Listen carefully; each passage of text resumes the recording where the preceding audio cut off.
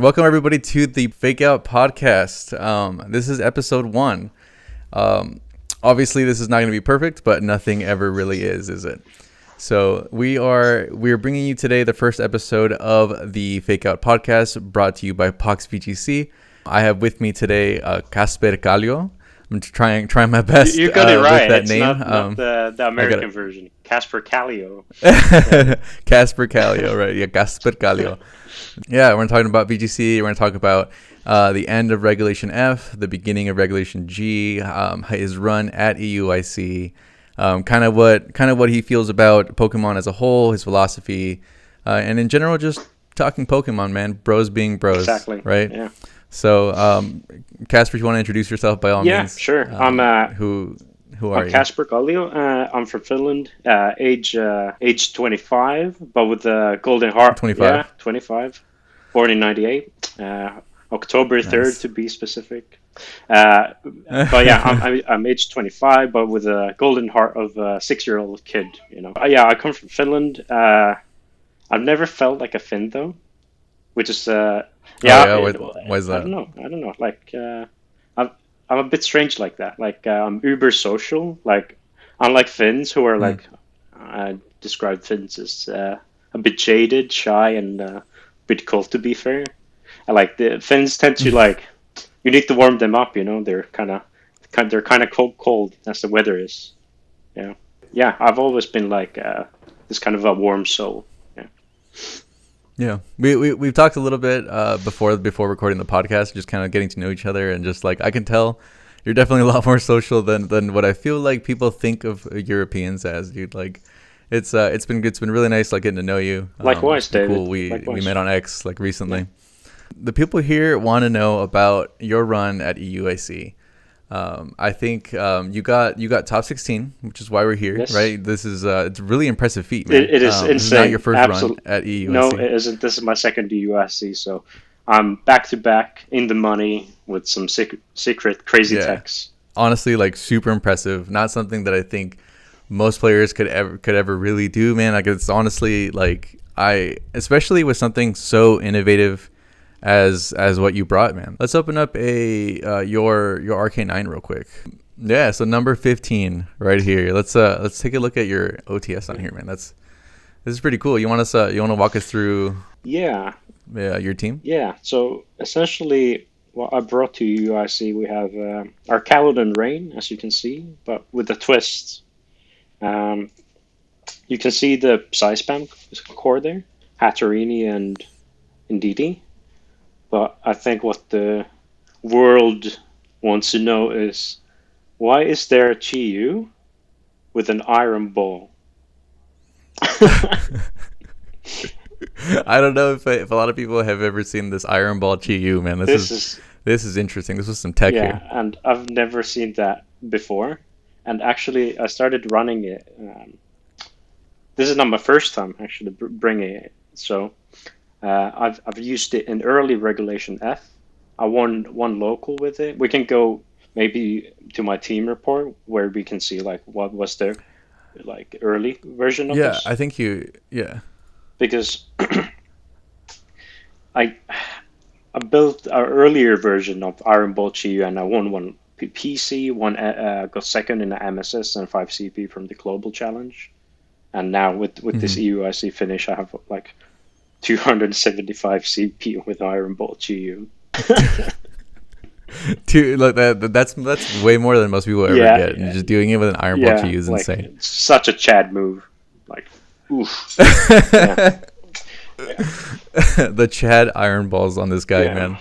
But yeah, like I guess we can scroll down maybe to the very beginning. So, and maybe I can walk us kind of through a little backstory for everyone. I suggest, like, if you're really interested on how I pulled my tournament run as a whole, go read the report. But I'll still tell the main points on how we go here. So essentially in Regulation E, like late last year, I wanted to run your standard choice specs Chi-Yu, all right? And I was hunting a Chi-Yu for myself in game, as one does. And when it comes to like special attackers, obviously you want those 0 to 1 attack IVs to minimize your foul play damage or confusion damage that you take yourself. And that's what I did. And I did that for surprisingly long. I threw, I guess, 84 master balls until I hit that. hit that. 84. Yeah, I think it was 84. My mind was absolutely fried at that point. It was hours and hours on end, nonstop. But did you do it all in one sitting? yes, I believe so. And but it's fairly quick because you throw a master ball, then you check the IVs. That takes 2 minutes, and then you restart if it's not right. But like insane. Yeah. Anyway, I'm like, oh, 1 attack IV, finally. But then the interesting thing happens. I see its speed, and I'm like, it's not best, and I'm like, holy.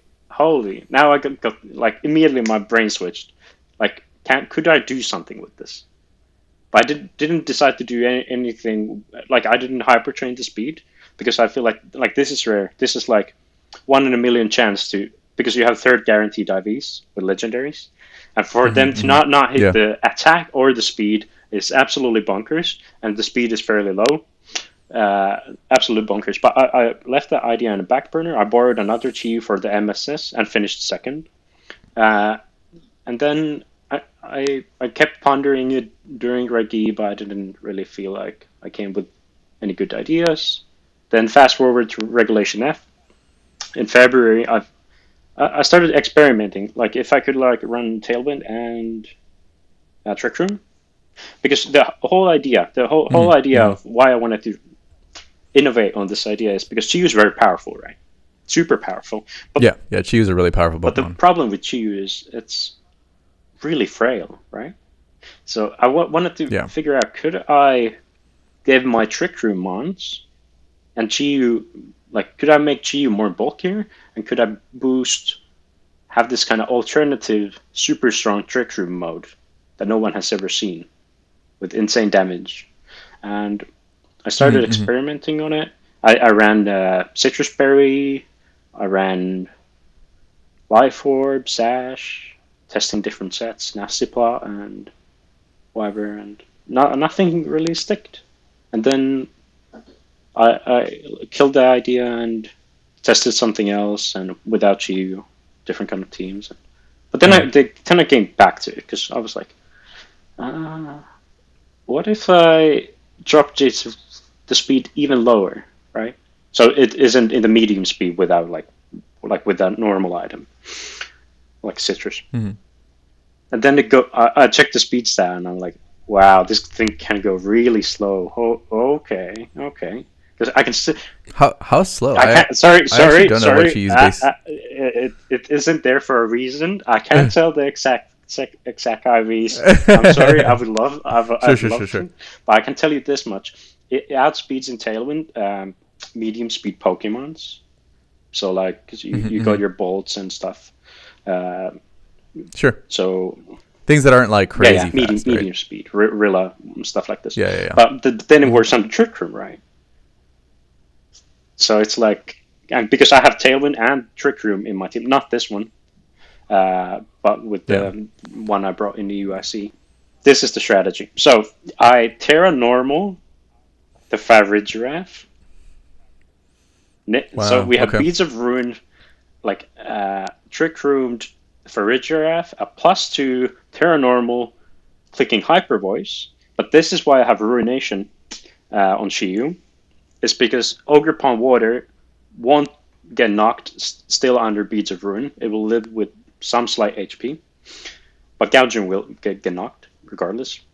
So Chiyu goes first. I click Ruination, bring it to half HP, and boom. Everything's dead.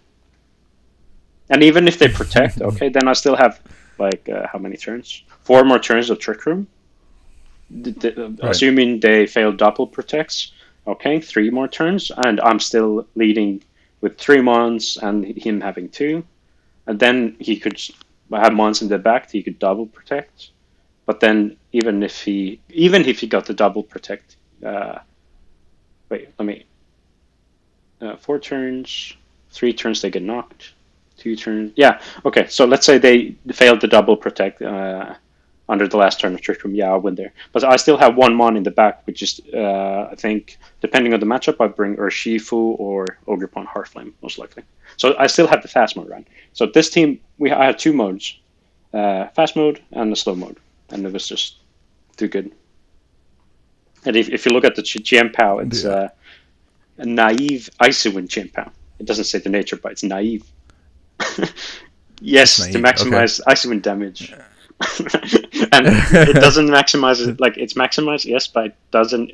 It only does it like from 30% to 33% to Ogrepon Tealmask, and then a little bit more to Tornadoes, and I have four EVs in special attack as well.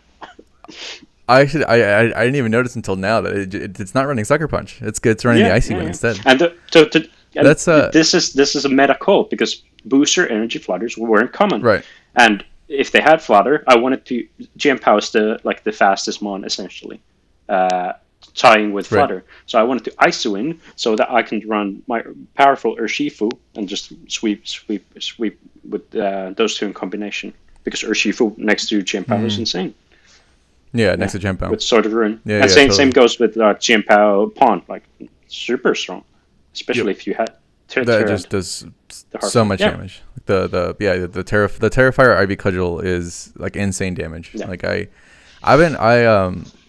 I really enjoyed personally just like when Ogrepon finally came out, and like we got to actually experiment. Like to me, it feels like the new Rotom. Back when I was playing, like just which Rotom are you bringing? Right, you were bringing water, you're bringing fire. It's kind of how it feels. Like it's just like a new, better Rotom, and so I think it's cool. But this is exactly like why I've been wanting like to talk to you about VGC. I think your approach to like movesets and like how you build your teams is really interesting. Tell me more about how this evolved to kind of where it ended up being at EUIC. Gladly. Thank you, David. So I mentioned that there weren't too many spread moves, so we didn't see too many crazy dazzling gleams or we had Blood Moon, but like not anything too crazy, not too much snarls. Bolt usage was fairly low, so like AV Bolt Snarl wasn't too common. But then it all changed when the Fire Nation attacked. No, it all changed when those spread moves became more common, and manual taunt was, I feel like, I saw so much manual taunt, not from Flutter, but like Incin, Rilla, and even Raging Bolt taunt. I saw it that once against me on the showdown, but like it just neutered my Clefairy and Farigiraf lead. Like I just couldn't lead it because Farigiraf relies on single target moves that come into Clefairy or on itself, and with the combination of Friend Guard and Life Dew, you can still like take good hits. Even double hits with Farigiraf, and then you follow me the next turn 2, once you have still set up the Nasty buff. But yeah, but I had to scrap the idea, and I was pretty sure I couldn't bring Iron Bolt Chi to EUIC. But that all changed because then I started experimenting. I actually switched the core here, so the fast mode I switched entirely to Torkoal, Flutter, and Lilligant Hisui, and that really boosted the team. But not enough. Still the same problems. A lot of spread moves. The team was stronger, always with Helping Hand, Torkoal, Choice Specs, Modest, 252, Terra Fairy, Flutter. But it wasn't enough. And then I just go back to building, tested all kinds of teams. But then, and I actually took pretty much a break from VGC for the whole March and until. Yeah, like 2, 3, 4 weeks, something like this, and from February to mid-March, and EUIC was approaching. I had like the mentality like I'm just gonna chill. I don't want to get burned out. I'll let the ideas come to me when I'm taking a shower. Like that's where the best ideas come. It's true. It's absolutely true. Sometimes you just kind of need to take a break, dude. Like, your body, your mind will tell you like it's important. Like it'll tell you you'll start to like perform poorly. You'll start to like fatigue and just not making good decisions, and that's when you just kind of need to take a step back. And I'm sure a lot of like just competitors in general, not just Pokemon, but just in general, like people that do things day in day out, like I think it's important to take a break. So Yeah. makes sense. But none ideas came to me in the shower. Nothing. So I was like, okay, now I'm stressed. Now I have to figure something out because it's not like just like EUIC's coming, man. It's slowly approaching. Can you pull? Do you have my X on there? Because I tend to have my team 2 weeks before minimum, before any big tournament. So I have enough time to know how it works, the ins and outs, the matchup lines, everything. But this wasn't the case this time. This is very. I was oddballing with Iron Ball, literally, in the end. But in the end, all my team building processes during Regulation F, at some point, either in the beginning, I was thinking about this, either in the middle, but at the very least in the end, how on earth do I beat Archaludon Rain? It was so oppressive. Archaludon with AV, it was so hard to beat under Rain. Too oppressive. Yep. And it goes back to the old adage that everyone knows: if you can't beat them, join them. And that's what I did. It's true. I decided, I locked that I will run Archaludon Rain in whatever form I end up creating it. And so I picked Archaludon, Pelipper, and Urshifu Water, Rapid Strike. But then I didn't know exactly what the other mods could be. I figured I tested Cover Cloak, Weather Ball, Lando Eye, and it was with Sandra, and it was clever because all opposing Lando Eyes were Terra Steel or Terra, what's the word? Poison. And so I played on Showdown, and people were leading Incineroar and Landorus Eye versus me, and I led Pelipper and Lando Eye. And what I did is I Terra Ghost, Pelipper, Weather Ball the Lando Eye, and then Sandseer because I'm Cover Cloak. So, but yeah, it was such a cool tech, but it wasn't strong enough. And the other 2 months I had there was Sableye with screens, check button, and then Amoonguss. Because Amoonguss, Archaludon was strong, but it wasn't enough, And then I was lost. I tested different kind of things. Then I figured out, Psy-Spam would be very strong here. Psy-Spam would be very strong here. So I scrapped Amoonguss and Sableye. I said, I'll bring you guys next time, but I'll give you guys a chance another time, but you gotta go, man. You gotta, let Kasper have a shot at winning EUIC. So then the team was Archaludon, Rain with Pelipper, Urshifu, Lando Eye, and those 2, Hatterini and Indeedee. And then still the Lando Eye I was hovering at 1500s on Showdown, best of 3 ladder. It wasn't enough. Didn't feel right. It was sitting. I wasn't bringing enough. Then it hit me. Iron Ball to you. Yes, I can bring it back. Because I know how it works. I needed to I brought the exact same set, but once I started testing it, I was like, okay, few things. I need to remove Ruination because it doesn't work here. The whole point was to blast Ogre Pond Waters or bulky stuff. But now I have Hatterini with Terra, Psychic, Life Orb next to you. It's fine. So I was like, okay, I'll take Dark Pulse, because the one thing I didn't like is I had no accurate moves on Chiyu. I had a chance to miss stuff, but now I had Dark Pulse with a flinch chance. This is perfect. And then I made a change to Terra Ghost due to the fact that I still wanted to, if I faced a Rilla or Incin, well, it was essentially versus Rilla, because they could still go on to Fake Out because they removed the psychic terrain, but I can still punish them with Dark Perceive Wave or setting up Nasty Claw or whatever. So that's why there's the Terra Ghost.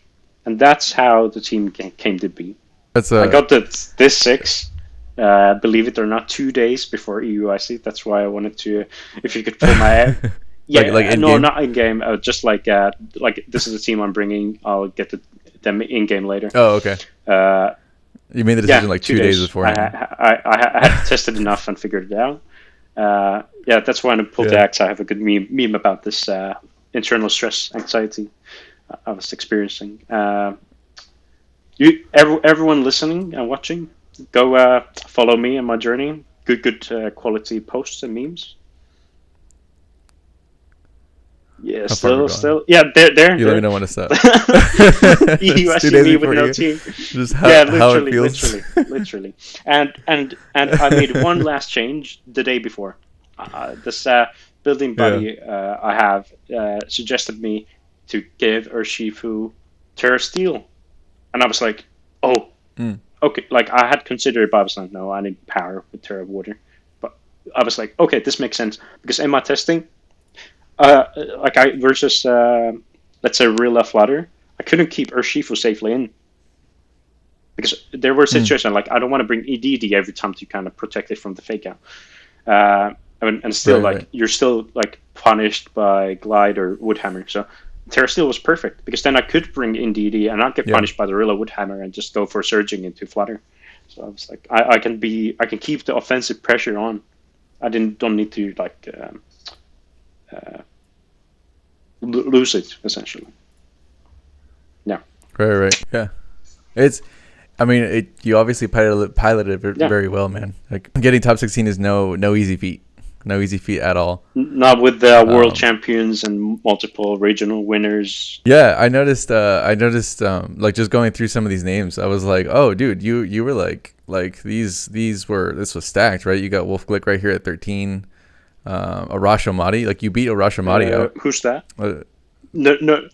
Arash Omadi won. This guy right here? No shade because I don't know most of these players. Like. Oh sure. No. But just some of the names that are out here, right? Like you placed really really high at this EUIC. I think it was like 1,000 players. 975 right? To be exact. Yeah. 975, dude. I mean that's insane. Like. Was it actually the like I know we keep breaking records, right? It's like, oh, this is the biggest regional ever, or like this is the biggest Pokemon tournament ever. IC and Pokemon tournament so far. Yeah, of the biggest tournament, like top 16, absolutely nuts, so dude, like well done, congratulations. Like, are you coming to any of the regionals in North America? No, but maybe NAIC, maybe. Let's see. When is that again? It's I second always miss week these dates. of June, the second weekend. Yeah. Okay, so second week of June. Watch out for KasperVGC. Yeah. I might or might not come. He could take it. You know? If I come, you better be scared. Yeah, you guys better be ready. I know that you talked to me a little bit about this before the podcast, like kind of like your philosophy behind like competing. Like I know that's kind of something that I like was hoping to like talk to you about. Just kind of like how you feel about like what is it. What do you think like it takes to be like a VGC player like at this kind of level? I strongly believe that you have to build your own teams if you want to be the best in the world. The reason for that being, when you're building it, you're going through all the motions. You're figuring out why this thing works, what doesn't work, how are your matchup versus this team, this matchup, that mon, that set. By set I mean like the set that the mon is running, not like a best of three set. Sure. And you're figuring out your tactics and strategies. This is important. Like you need to figure out your strategies and tactics. Like VGC, I don't know. Like I feel like VGC players have it so messed up. I feel like they're not thinking about the game right, like in a proper way. Maybe that's not why they're back-to-back day 2 in the money. Maybe, but maybe, dude. I mean, but back-to-back is impressive. And it is literally the reason. And because they're not thinking the game, they're thinking about like, oh, I have this archetype and this kind of a strong set, and these are my damage calcs, and I can live this, and I can blast that thing, OHKO that, and 2-hit KO that. That's not what VGC is about. VGC is about, it's a warfare, it's conflict. It's a turn-based game. Essentially, like different kind of chess, you know? Where in chess you move and then your opponent moves. But here in VGC you both move at the same time. And where in chess you have 6 pieces. You have your pawns, you have your rooks, you have your bishops, you have your knights, your king, and your queen. 6 pieces, okay? But in VGC, on top of instead of 6 pieces, you have hundreds pieces to choose from. Yeah. I mean, over 1,000. Yeah, I mean, yeah. not all of them are viable. Well, yeah, not all of them are viable, yeah, but hundreds. you get what I'm I'd say saying. 100 to hundreds, because you can't use the baby ones competitively. It's just not viable unless you run Endeavor and Trico, Unburden, Sash, Endeavor, Quick Attack, Upper Hand. These kind of sets. yeah.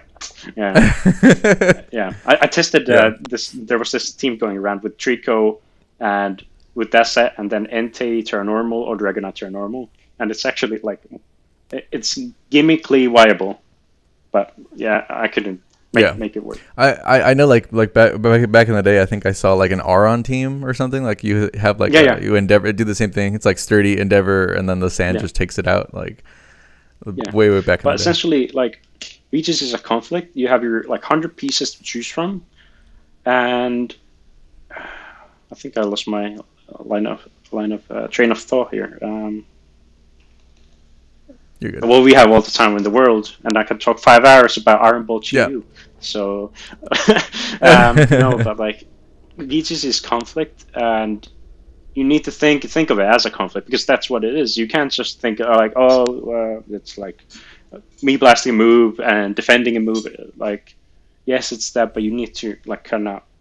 I hope people listening into this kind of sense what I mean by this. And there's a very good book, like good literature about strategy and mindset that you can utilize. I love the book Art of War.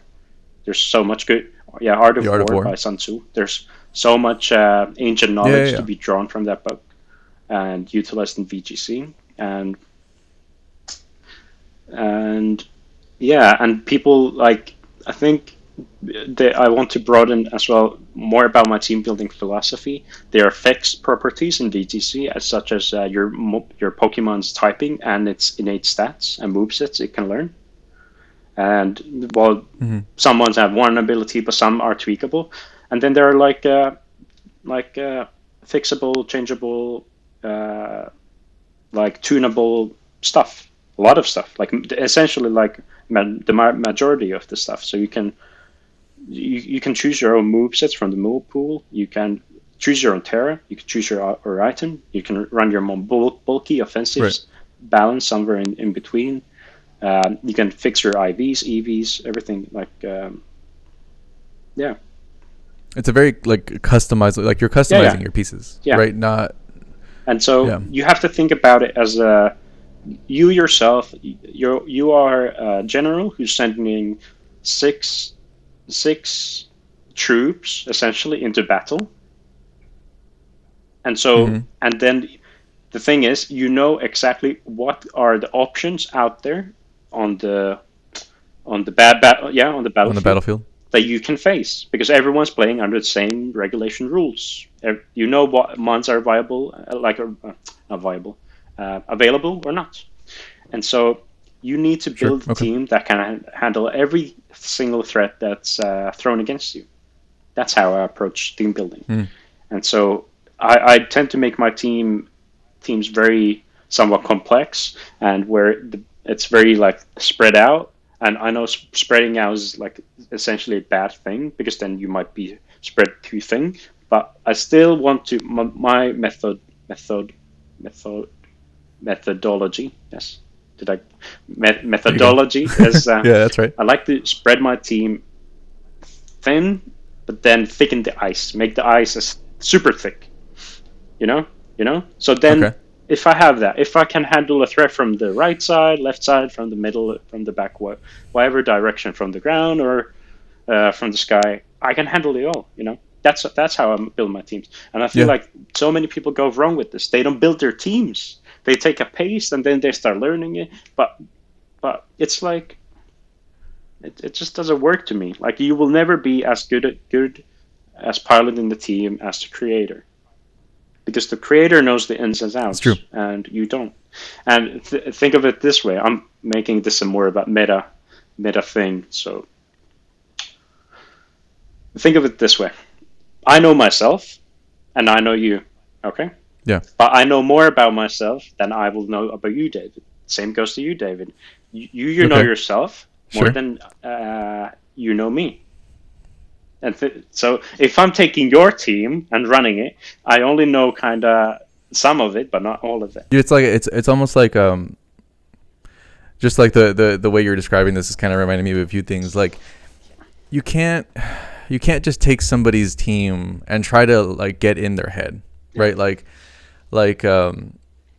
I can't like if I were to take your EUIC team, right? If I were to just like grab the pace and just start playing it, like I wouldn't know everything that went into the thought process of like how we got here, right? I wouldn't know the ins and outs of every single strategy, of every single like the way that I like to approach things, like in general, just right. I'm a problem solver, and like my problem is that I have all of these mons that I have to be able to defend against and be able to beat, right?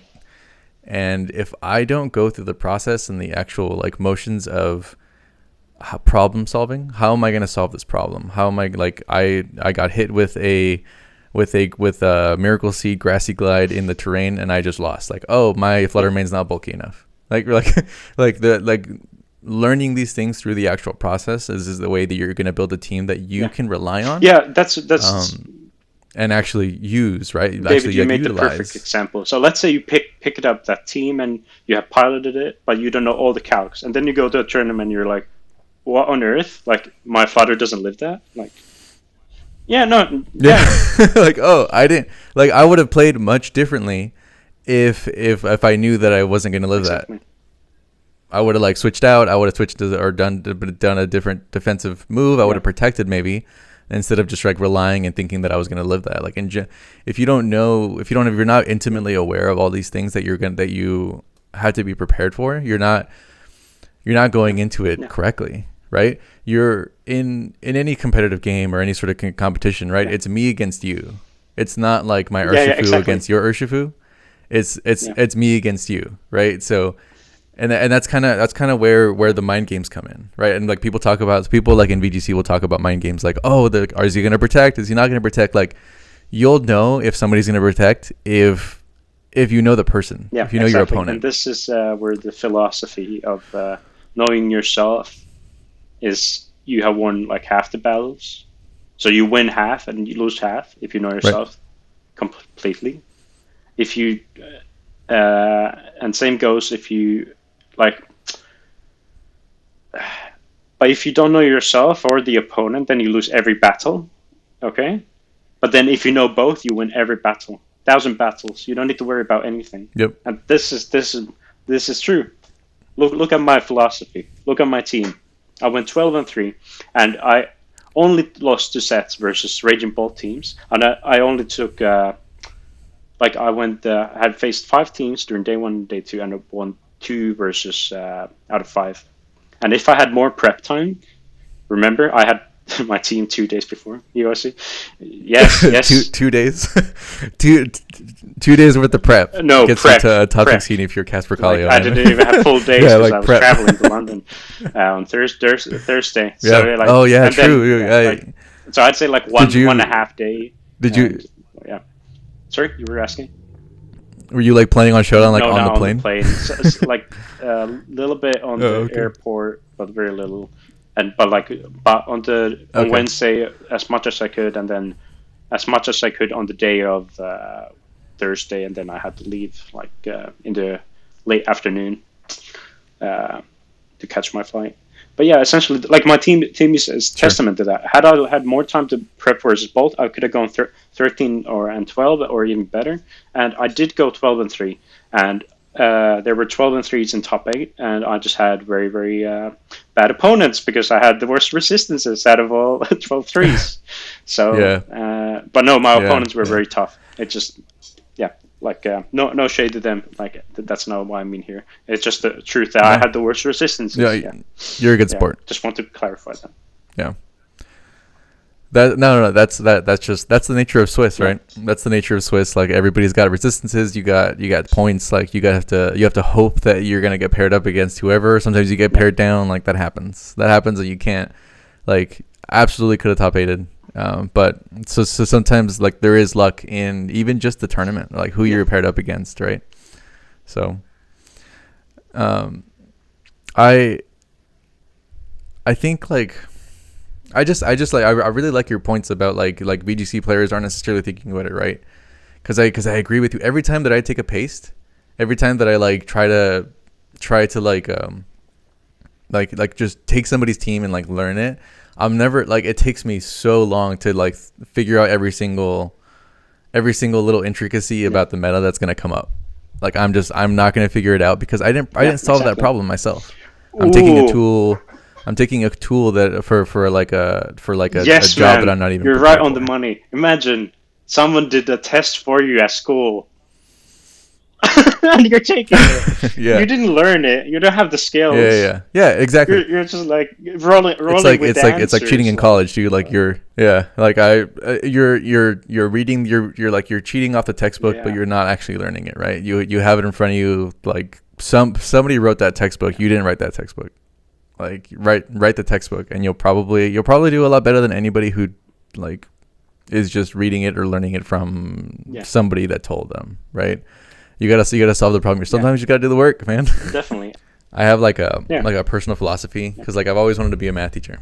It's something that like I became an engineer, right? I have that engineering mindset, very mathematical, analytical, but also I like being creative. I think it's fun, and the things that sometime throughout all my math classes when I took through engineering school, like I kind of came up with my own little philosophy of like, if math isn't about like rote, have you heard like the term like rote skills? So like things that are like times tables, like what's 3 times 3? 9, right? It's like it's a rote memory. Yeah. Like if I tell you what's weak against fire, right? You can name them off, right?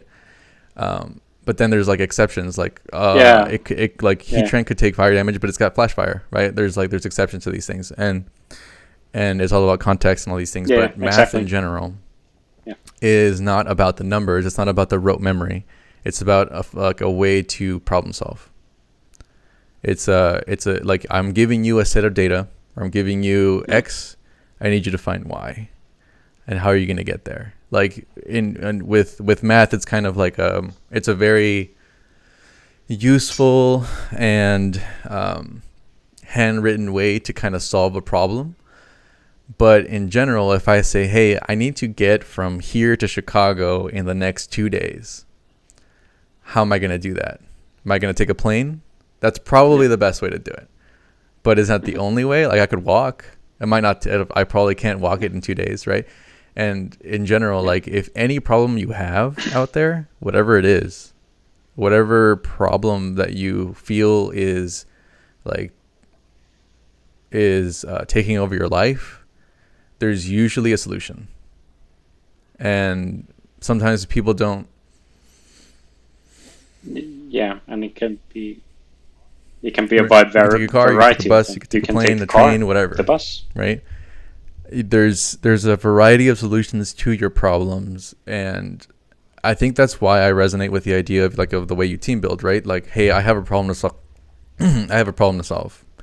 My team is weak against Rillaboom. It just kills me. Or like my team's weak against Urshifu Water. How do I solve this problem? I could Grassy Glide it, or Urshifu Water, right? I could Grassy Glide it. I could use a Raging Bolt and Thunderclap it. I can hit it with a Brave Bird. It's weak to that. Oh, but what if it Terras? Now it's Terra Steel. What do I do? Right? Like the math and VGC to me, right, and to people who like team build and like want to live that kind of philosophy and that kind of that mindset. Some people have it. Some people learn it. It's just like, I have a problem to solve. I have a couple tools. How do I get from X to Y? Oh no. Like how am I going to do it? And that's what math's happening? About, and that's kind of what drives me, right? Sometimes I'll see a problem and just like I need to find a way to get there. I need to find a way to get to the next destination. Yeah. And I think a lot of VGC players don't. A lot of our casuals and like treat the game as a hobby, and that's very fun. Like for some people, they don't want to make a career out of it, you know, and so they tend to take pace teams or they build their own teams, but not with enough prep and time. So they don't see consistent results. But this is what you asked, like how to be, what it takes to be a top level VGC player. You have to put you have to start thinking differently. You have to start thinking big. And one of the great books I've read that kind of changed my whole way of I'd say boosted my way of thinking is The Magic of Thinking Big. The Magic of Thinking Big. The Magic of Thinking Big by the author, can't remember his name, David Schwartz, and it's insanely good. I have to read it again. I only read it once, but it's very This one? The Magic it of is Thinking very Big. timeless, and as a book, and it offers a lot of wisdom when it comes to the to the actual power of thinking big. And the book, you have different. It's very story heavy, so he talks about a actual person, a janitor who thought big, or some person who didn't think big, and he makes comparisons and how those ways of thinking affected their lives, and it's very interesting. And then there's one key takeaway called okay, this is getting off topic VGC, but it's just bros being bros. No, that's dude. No, it's a VGC podcast, but in general, it's. I think learning VGC is a vehicle. It's a game we play. It's a game we enjoy, but it's not like if you're gonna think big, right? Just to be on topic, right? If you're gonna think big, you gotta think big in your whole life. You think you can't you have to fully believe that you're capable of what you actually want to achieve. Those are the people that are gonna excel. So one thing I like about this book, it talks about always go first class, and that means essentially, well, let's say you have I don't know, pair of shoes for $30.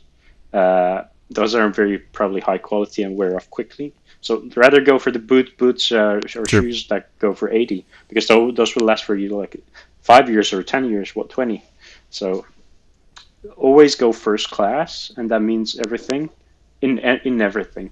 And for me, it's especially means going first class in my own relations with people when I meet new people, and in terms of VGC means and this is something that VGC players, against the mindset, VGC players just don't get it right. When you're playing against your opponent in a tournament, he is your opponent in a tournament for that round. He is not your enemy. You don't if you get hacked or something, it's part of the game. There's no reason to get mad about it. Yeah. Okay. No. Okay. There's reason. Right. You're not. Then you're losing a set and possibly losing an opportunity at getting the money. Okay, or CP. I get that. I really do. But people just you don't need to be hostile towards them. And how I like to approach every relationship, I always make myself open for the chance to meet a great person. And if the other party isn't reciprocating that feeling, it's fine. It's fine. But I always want to be the one that doesn't, what's the word? Block the opportunity from happening, you know? So I always chat with my opponents, because I know that this acquaintance can actually become a good friend of mine, and those people actually have. And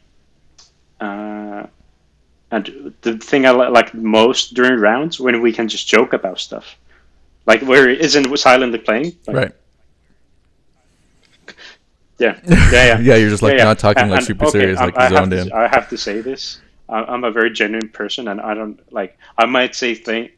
This is not directed to you, David. So this is rhetoric.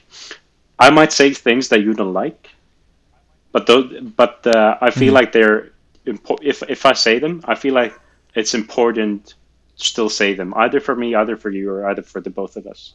It comes from a place of love, okay? But Italian and Spanish players out there. Oh my, you're so intense sometimes. Some of you, you can be a bit intense and emotional. Okay, I'm just putting it out there. Like, just tranquilo, calm down. Yeah. But anyway, like, I have a good. Do you still have the first tab we had? Yeah, the matches. I wanna the matches? say this guy's name. I think the German guy, Mark. Was it Mark or Fabian? I think Fabian Stani. Round four. Yeah, I believe it was him. But or it was the second guy. No, it wasn't the second. It was this guy. And okay, pretty sure. Anyway, it was round 3 or round 4. Okay, whoever you are, you were a very cool dude. And we were like joking every time I made a joke when I used Surgeon Strikes on my Shifu. I said, "Oh, lucky crit." Yeah, and then I forget. I totally forget that like it's gonna crit every time. Like sometimes I still just like, oh, I crit. Like and at the very then he started making it more of a joke than I did. Like every time I hit the Surgeon Strike, he was like, "Oh, lucky crit." It was such a fun set. I won it, I think 2-0, but it was such a pleasurable experience. Like very pleasant, and that's what I like VGC matches like. And some people actually get that wrong when I about me, and like I hate the fact that people get it wrong about me, because that's not my intention. Like if I make jokes about some cool moves going out, and they might come a bit arrogant, and maybe they're like 5%, like me being happy about the situation. Like, oh, I got a lucky crit, or like I'm getting like positive hacks for myself. Yeah, like some people think of me as very arrogant, and that's not I want to come across this. But at the end, everyone's responsible for their own emotions, and I respect those. So if they think a few funny comments get under their skin, sorry, Italians and Spanish players and those. No, but yeah, like I'm not going to put too much effort into it. Like I'm very sorry if I've made you feel that way, and yeah, maybe I didn't phrase it right, but yeah, that's not what I mean. Yeah. At the end of the day, right? We're all here to play. And Pokemon. Do you enjoy the game? Like, yeah. And to enjoy the game, it's a game. Like if you're gonna get upset about hacks, dude, like play a different game. Like no offense. Yeah. Like so, like you gotta hope that the flare blitz isn't gonna burn you, dude. You gotta hope the Bleak Windstorm hits. Sometimes you just have to just cross your fingers and just kind of go for it. Just like, oh, am I gonna get it? Oh, I might get it. I might not. The thing about we go back to the scene building. This aspect that you mentioned about like hoping that flare blitzes doesn't crit you, or like or burn you, or you miss your own moves, and like you have to make sure that your team has a strategy, and you have to be aware of these things. Yep. And if there are like moves that aren't accurate enough for your strategy to work, like let's say you have I don't know, like 70% accurate move. I don't think that's a good strategy. If you have a 90% accurate move, you can miss it in one set and still win 2 other sets. Like the odds are in your favor, right? So you have to figure out most consistent strategies in your team, and preferably their moves that are 100% accurate. Yeah, I know there's some players out there that like will refuse to run anything that's not 100% accurate. That's like I've seen that. Way of thinking about the game, and I wouldn't say it's bad, but there are some moves where you kind of need the extra power, and that's why you have to take those trade-off moves like Heat Wave, Snarl. Hydro Pump is a very bad move. I do agree with. No, it's such a bad like it. Why did they make that powerful move but then like only give it to? Well, yeah. Why did they have? Yeah. What like?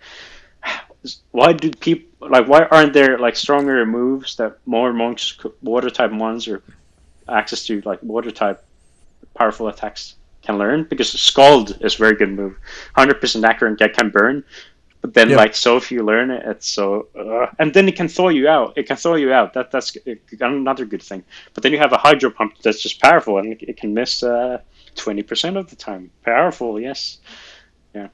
No. But this is like This is also what VGC players have to remember. If you have a move that can miss, remember that if you miss the move, your impact on that turn is 0. You're not doing anything. So you did nothing. You absolute idle. Nothing. Yeah. That turn. It's about risk management, right? Like if you're gonna run a move that's not 100% accurate, like you have to be aware and completely okay with the risk. Like this is the strategy you came with. This is the strategy that you decided to compete with. And like if you miss the rock slide, dude, I'm sorry.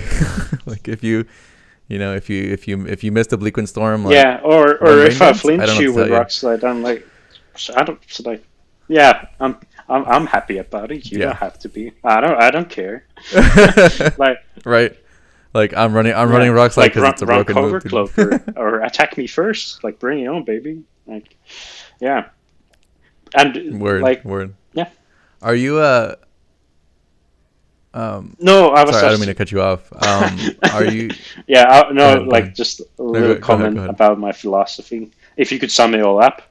Like there's the meme, let him cook now, let him cook, which means like to give someone like space to like do something absolutely insane, crazy. Right. And for me, my philosophy in VGC and in life general, I've always been this way. I always walk my own path. Let them cook. I bake. You know, I have my own dough to bake. Yeah. Let them be in the kitchen. I'll start my own bakery. So, yeah. Are you sad that Regulation F is gone?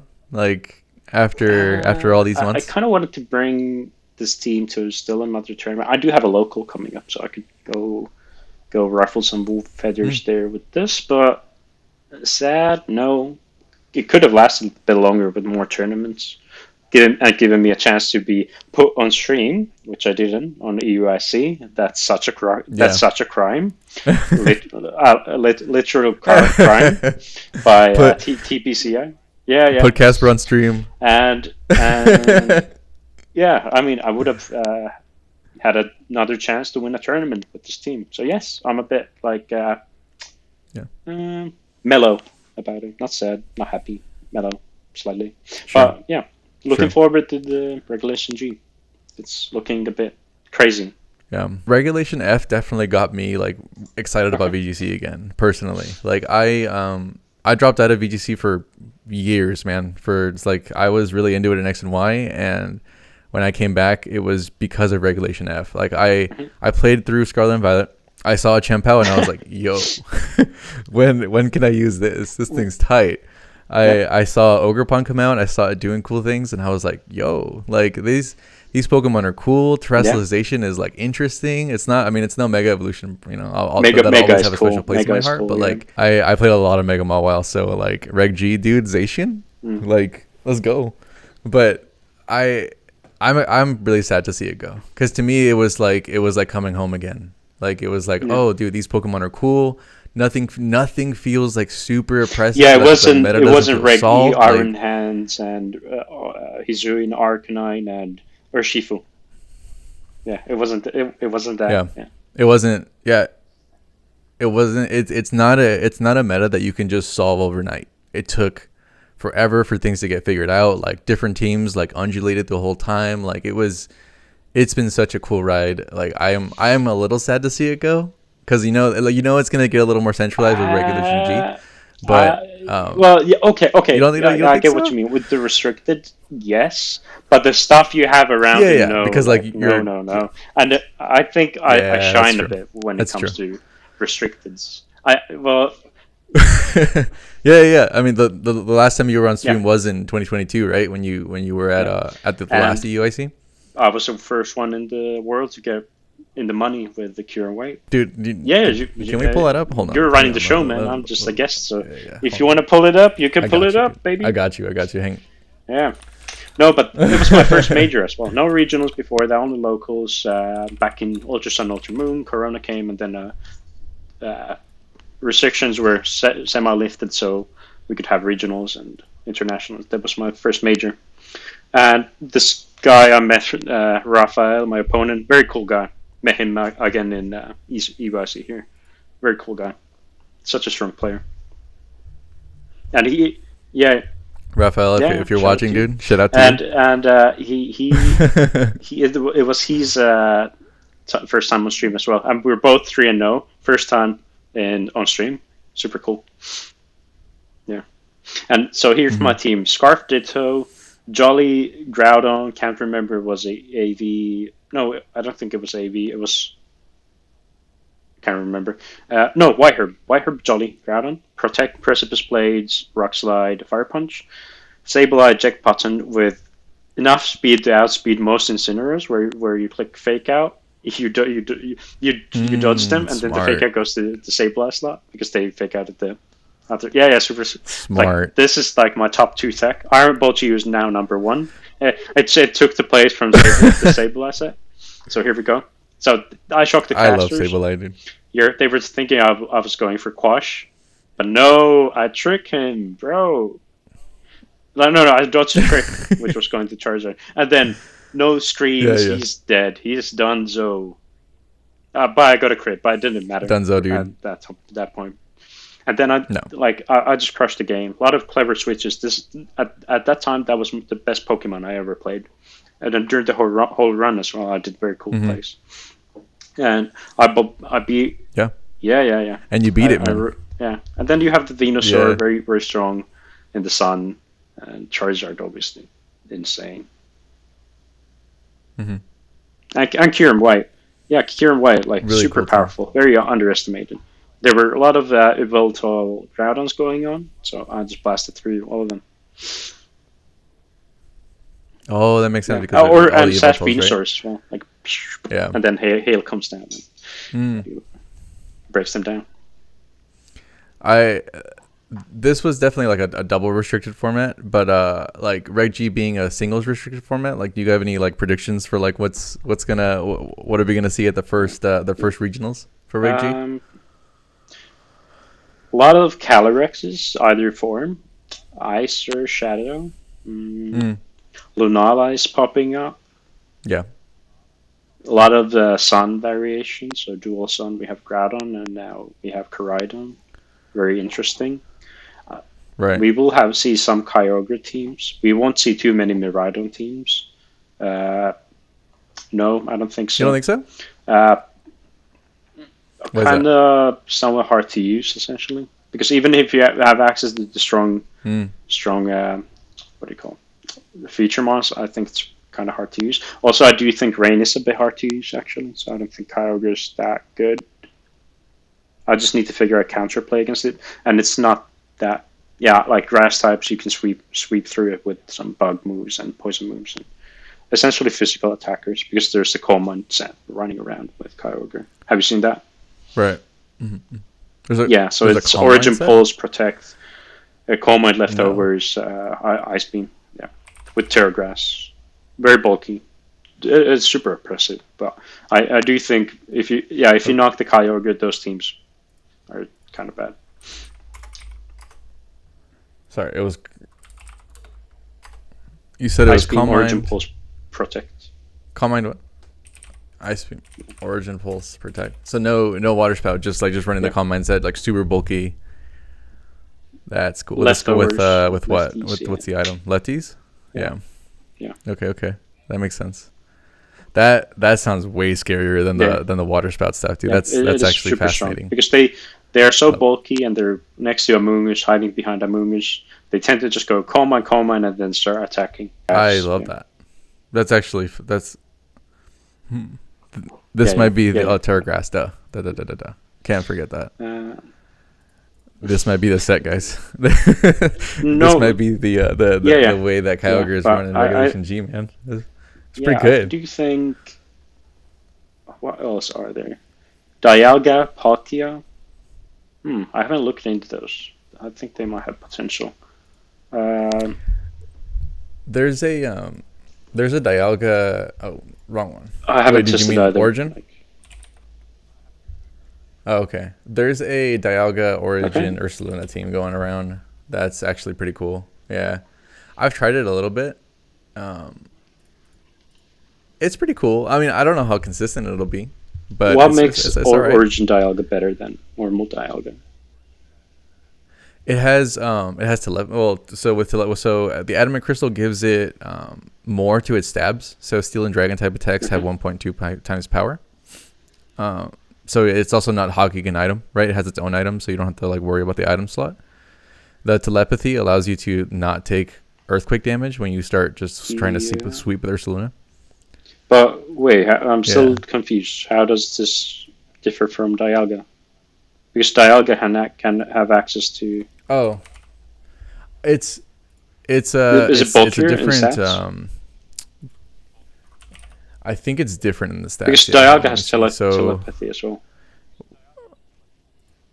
Yeah, so it's got 20 less power, but 20 more special defense. So it's just bulkier, and you're not Dialga, using that attack set anyway. So it's just it's strictly better. I think so. I mean, you're trading 120 attack for 120 special defense. Oh, okay. So nothing else changes. You see it? But you can make Dialga bulkier, give it any item, and still have the hidden ability. That's true. Of telepathy. Yeah, that's true. You could. You could see. You could run pretty much the same set. There's some cool stuff happening with that guy. I don't know if it's gonna be the top thing. Personally, I love Ho. I love Ho. Like I've been. I forgot. Dude, yeah. I love do Ho. feel like Ho style could be so good with some burns, baby. I mean, you could run a lefty set, but Terra Grass, Spray Bird, Sacred Fire, Terra Grass, Roost, or Recover, is it? And then Protect. Recover, yeah, it gets Recover and then just like Protect. You get Regenerator, which is nuts. Like if you just start Brave Birding and then switch out, get your HP back, and just start sweeping. It's pretty great. I like it a lot. I like the Ho. Like just finish it out with a Fire, Water, Grass core. Like if you can control the weather and the if you have some speed control, like Ho, I think could really wall some Pokemon. Reg G will be very, very well. The whole restricted format will be, but it will be Weather Wars and Terrain Wars at the same time. So being able to control those on top of speed is insane. Like you have to be speed, terrain, weather. Speed, terrain, weather. Yep, all three. So tough not to crack. Not to get. It's very 2017. It's very Sun and Moon. But we're gonna have to. We're just gonna have to deal with it, man. Yeah.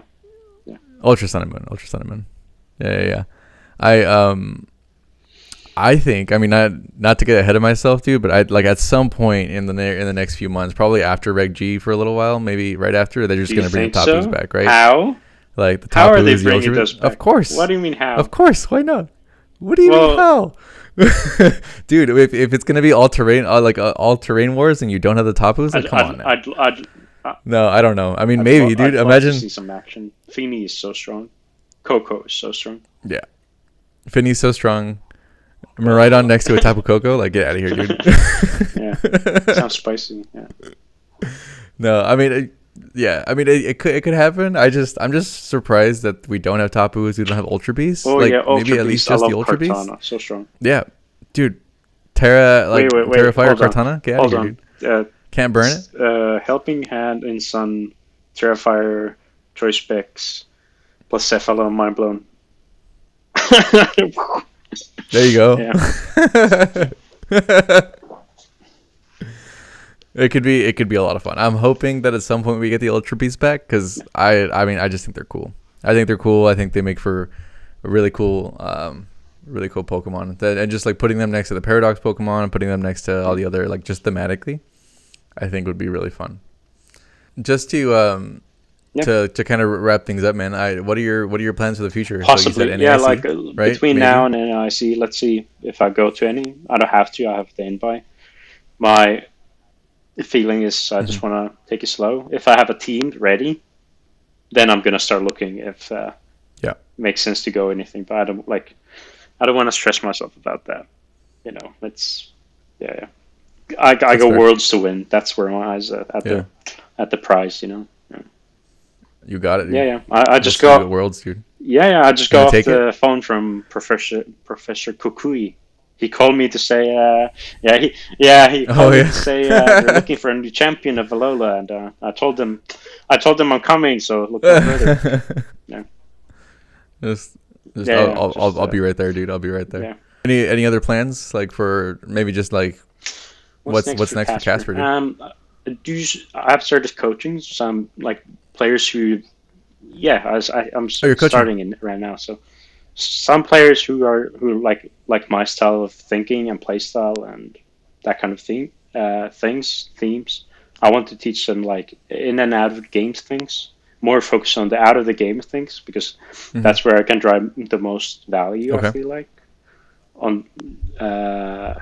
because those are like the key things you need to learn, like because you need to look after your health as well. Yeah, a lot of VGC players, to be fair, don't like. Yeah, like you need to a healthy. You need to exercise, and you need to eat, have a good diet, and on tournament days you need to have a prepared like meal plan for yourself. How do you keep your energy? Because if you don't, you can power through 5 rounds easily, but then after that you're getting brain fog, you're getting tired, you're not even enjoying the game, it's feeling like torture. A healthy body is a healthy mind, dude.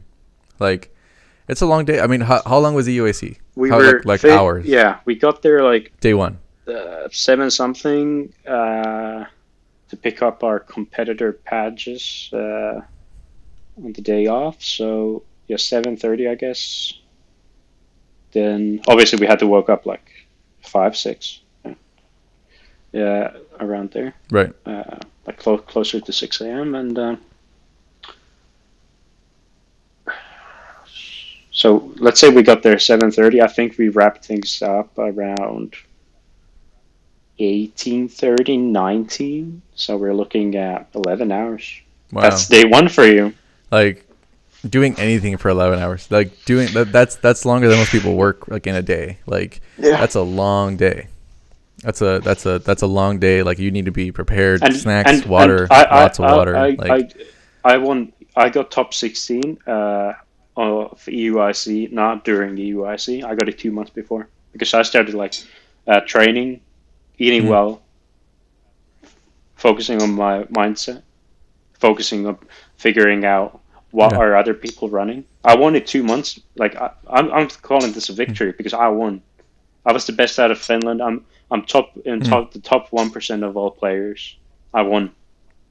So I won like 2 months before. This is how you need to think for all of you out there. Like, you have to change the way of thinking. Read the book, The Magic of Thinking Big. Right. Like, it's a very good book. It's like 15 years cheap. You get it. So yeah, I also So on top of coaching, I'm planning to start a Patreon. Haven't figured out the whole on yards yet, but just to share my not this kind of knowledge, because I can't.